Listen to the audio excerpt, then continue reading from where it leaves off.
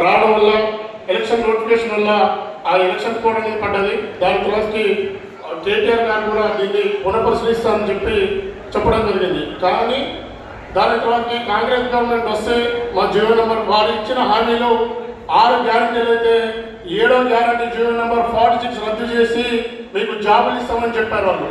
కానీ వారు వచ్చిన మొదటి క్షణంలోనే డైరెక్ట్ సీఎం రేవంత్ రెడ్డి గారిని కలవడం జరిగింది. మీరు చాలా లేట్ వచ్చారు, ఇది గత ప్రభుత్వమే ఇచ్చింది, మాకు సంబంధం లేదని చెప్పి చేతులు దులుపుకోవడం జరిగింది. దాని తర్వాతకి ఏదైతే హైకోర్టు న్యాయపరంగా లాపరంగా మాకు న్యాయం జరుగుతుందని చెప్తే హైకోర్టులో దాదాపుగా 50 సార్లు వాదనలు జరిగితే ఏ ఒక్క రోజు అడ్వకేట్ కానీ అడ్వకేట్ జనరల్ ఏ ఒక్క రోజు రాదు, అటెండ్ అవ్వలేదు. మేము మా డబ్బులు వేసుకుని దాదాపుగా 40-50 లక్షలు ఖర్చు పెట్టుకుంటే హైకోర్టులో గవర్నమెంట్ ఇవ్వాలి కేసు ఓడగొట్టడం జరిగింది. నాకు దాదాపుగా 124.5 మార్కులు వచ్చినాయి, అయినా కూడా జాబ్ రాలేదు. నాలాంటి ఎందరో మంది విద్యార్థులు, మన లైబ్రరీ విద్యార్థులు కూడా చాలా మంది అక్కడ ఉన్నారు. అందరికంటే దాదాపుగా అన్యాయమైన జిల్లాలు ఉమ్మడి నల్గొండ, ఉమ్మడి వరంగల్, ఉమ్మడి ఖమ్మం, ఈ 3 జిల్లాలు చాలా ఎక్కువ నష్టపోయాయి జీవో 46 వల్ల. దాని తర్వాత ఇప్పుడు సుప్రీంకోర్టులో కేసు వేయడం జరిగింది. ప్రజెంట్ సుప్రీంకోర్టులో జూలై 21 రోజు మా కేసు హియరింగ్ వచ్చే అవకాశం ఉంది.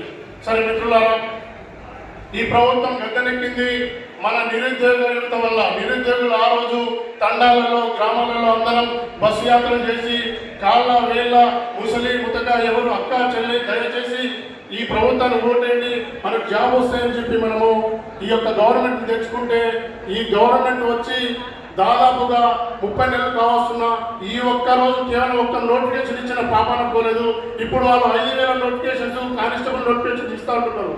ఆ 5,000 కూడా 4,500 పోస్టులు టీజీ అంటే తెలంగాణ స్టేట్ స్పెషల్ పోలీస్. ఈ స్పెషల్ పోలీస్లో మళ్ళీ జీవో నెంబర్ 46 ఇంప్లిమెంట్ చేసి కేవలం అక్కడ ఆంధ్ర సెటిలర్స్ ఎవరైతే హైదరాబాద్ రంగారెడ్డి జిల్లాలో ఉన్న వారికి ఈ ఉద్యోగాలు కట్టబట్టి ఉద్దేశంతో ఈ యొక్క పాలకులు ఉన్నారు.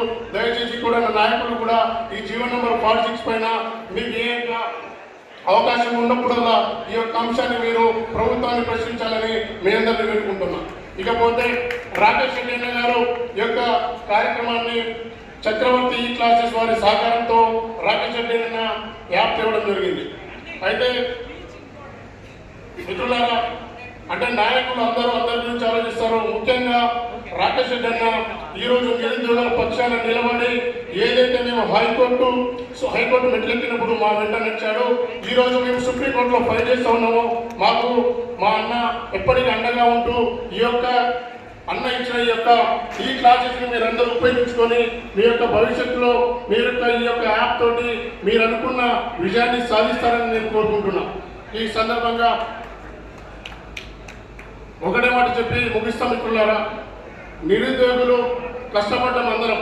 ఈరోజు గవర్నమెంట్ ఏదైతే 5,000 పోస్టులు అని చెప్తా ఉన్నాయి, 5,000 పోస్టులు మనకి సరిపోవు. దాదాపుగా వారు చెప్పిన లెక్కల ప్రకారం 20,000 పోస్టులు ఖాళీగా ఉన్నాయి. వారు చెప్పిన లెక్కలే మీరు ఆల్రెడీ పేపర్లో చూస్తే 20,000 పోస్టులు ఖాళీగా ఉన్నాయి. దయచేసి 20,000 పోస్టుల పైన ఇక్కడున్న నాయకులు దయచేసి మీరు మీ వెంట మేము నడుస్తాం. దయచేసి ఈ యొక్క అంశం పైన మీరందరూ ఈ కాస్ పైన ఫైట్ చేస్తారని ఆశిస్తూ ఈ అవకాశం ఇచ్చినటువంటి రాకేష్ రెడ్డి అన్న గారికి మరొకసారి కృతజ్ఞతలు తెలియజేసుకుంటూ జై తెలంగాణ.